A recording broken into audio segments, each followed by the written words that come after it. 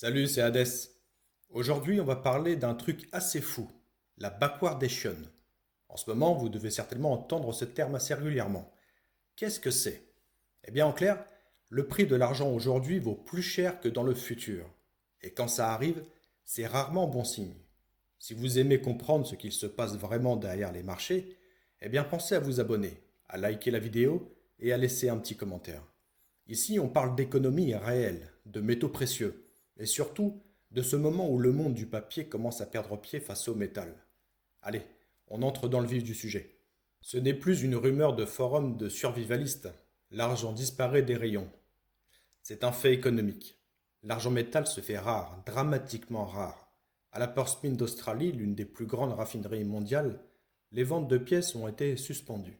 En Inde, deuxième consommateur mondial, les bijoutiers affichent des étals vides et les plateformes de vente en ligne multiplient les retards, voire les non-livraisons.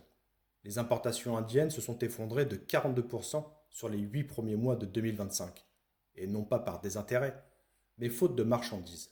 À Londres, le cœur du marché mondial, les stocks disponibles entre guillemets, fondent à vue d'œil dans les coffres du LBMA. On estimait encore, début 2024, environ 1 milliard d'onces d'argent stockées.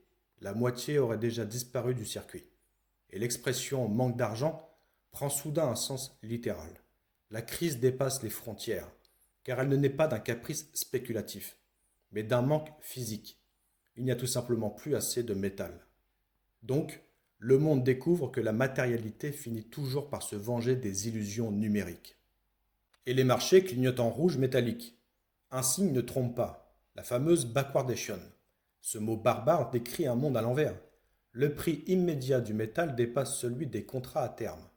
Autrement dit, il est devenu plus cher d'acheter une once aujourd'hui que de la réserver pour demain. Une aberration en théorie, mais un cri d'alarme en pratique. L'écart dépasse parfois 2,50 $ l'once, du jamais vu depuis les années 1980.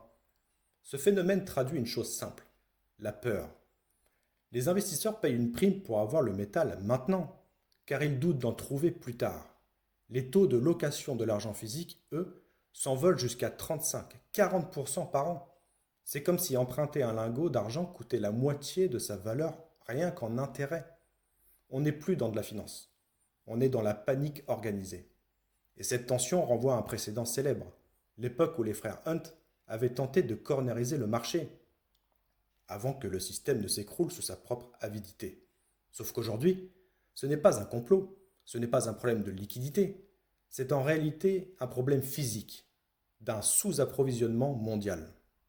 Et ces fameuses banques, maîtres du papier, esclaves du métal. Depuis des années, les grandes banques ont joué avec l'argent comme avec un hologramme. Elles ont vendu des contrats promettant de livrer un métal qu'elles ne possédaient pas. Et ces paris, dits short, représentaient un gain facile tant que les prix restaient bas. Mais le vent tourne comme toujours.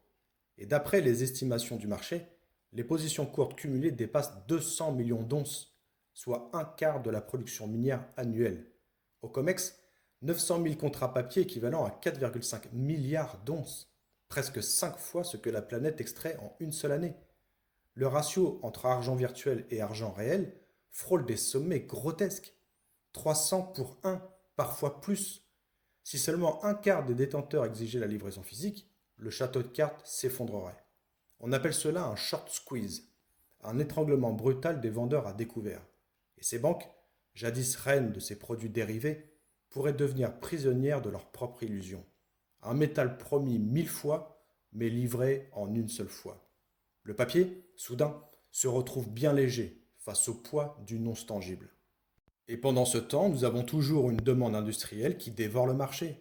Car contrairement à l'or que l'on entasse dans des coffres, l'argent, lui, se consomme. Il disparaît dans les circuits imprimés, les batteries, les miroirs, les hôpitaux, et surtout dans les panneaux solaires. En 2024, le secteur photovoltaïque a englouti près de 200 millions d'onces, soit 17% de la demande mondiale. Et l'appétit croît encore. Chaque gigawatt installé dévore quelques tonnes d'argent. Et les ambitions vertes des États promettent une frénésie minérale sans précédent. Le problème, eh bien, on ne peut pas produire plus d'argent à volonté. Rappelons-le, 70% provient comme sous-produit du cuivre, du plomb et du zinc. Donc si nous n'avons pas de boom industriel, pas d'argent supplémentaire. Et depuis 2021, La consommation mondiale dépasse la production, creusant un déficit cumulé de plus de 400 millions d'onces. En Inde, les primes dépassent déjà 10% par rapport aux prix internationaux. C'est la loi du marché appliquée à la physique. Quand il n'y en a plus, il n'y en a plus. Et chaque gramme devient un enjeu géopolitique. En conclusion, le système vacille. La réalité reprend ses droits. Tout cela converge vers un scénario explosif. Si la pénurie s'aggrave, si les détenteurs de contrats réclament la livraison réelle, les banques devront courir pour acheter le métal manquant. Et dans cette course, les prix peuvent flamber sans limite. 60, 80, 100 dollars, peu importe. Les estimations varient, mais la logique est implacable. Déjà, les inventaires du COMEX ont perdu plusieurs millions d'onces en à peine quelques jours. Les prix spot grimpent à 51 dollars avec des pics à près de 55 dollars, tandis que les contrats à terme peinent à suivre. Les analystes prudents parlent d'un marché en saisie, entre guillemets.